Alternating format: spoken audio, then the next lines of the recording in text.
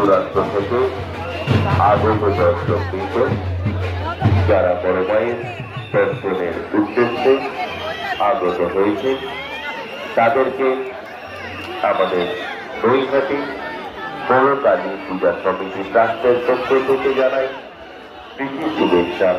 আজকের অভিনন্দন ও ভালোবাসা।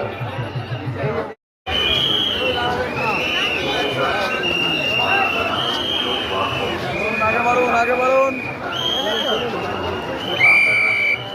জায়গা জায়গা দাঁড়াবে আগে না